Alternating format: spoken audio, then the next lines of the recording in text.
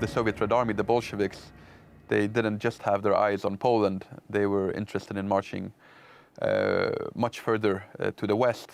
Trotsky famously stated that it was time to visit the Atlantic Ocean. Yes, indeed, and it was always the case. I think it was Lenin who made the point. They always seemed somehow, the Bolsheviks, a bit disappointed with Russia itself, and they always felt that really what they needed was a good revolution in Germany, because as if the Russian proletariat, so-called, wasn't quite up to their standards. Absolutely. The Bolsheviks in Russia were, as all Marxists, very dogmatic.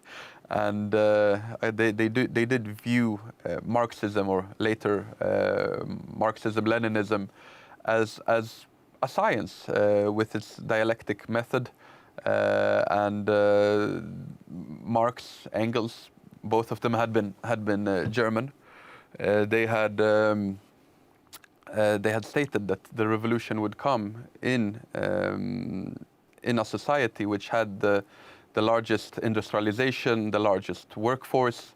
This agrarian population of Russia was very unsuitable for that revolutionary fervor which Marx had warned about. One of the ironies, I think, worth remembering, that Marx was able to write largely because of the support of Engels, because Engels' family had the money. had the money, which was actually generated by lots of the proletariat working jolly hard in Engels' factories.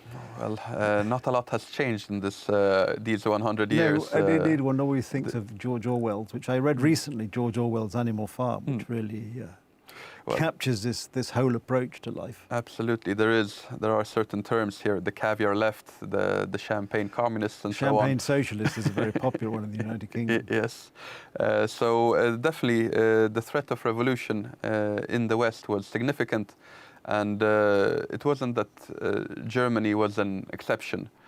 You had a communist revolution and takeover in Hungary, with Bela Kun taking power there. In northern Italy, the industrialized part of Italy, you had an absolutely revolutionary situation in 1919 as well, in cities such as Bologna, Milan, Turin.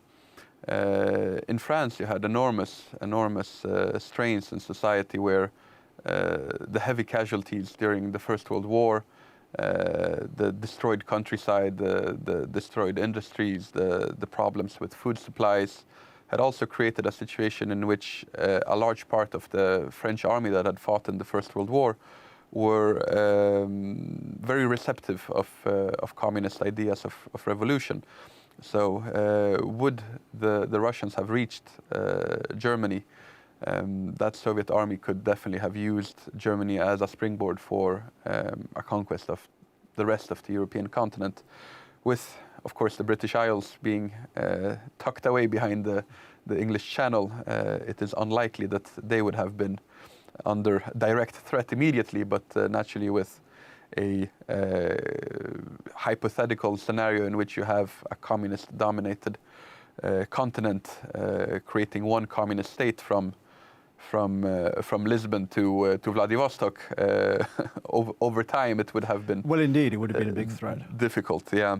So when the Soviet Red Army did reach Warsaw, it's also important to remember that they had bypassed Warsaw to the north. They had already went along the border with East Prussia at the time, meaning that they had already reached the borders with Germany. However, at that time, they didn't want to take on every European state at the same time. So for the time being, they respected the German border and were just fighting on the Polish side. But they did advance all the way up practically to the city of Torun. And Torun at that time was 150 kilometers or so from Poland's western border with Germany. So up to the north, they were already very close to, well, not far from Berlin, to be honest. So would Warsaw have fallen, that would have been that last obstacle, really, that held the Polish positions further to the south. And the further down south you went, the further to the east the Polish positions were. They didn't manage to take the city of Lviv, for example, and the city of Zamość, which was held by this combined force of the Polish 21st Rifle Regiment and the 6th Ukrainian Sich Division of riflemen, it meant that the battle line was, you could say, it almost had an angle of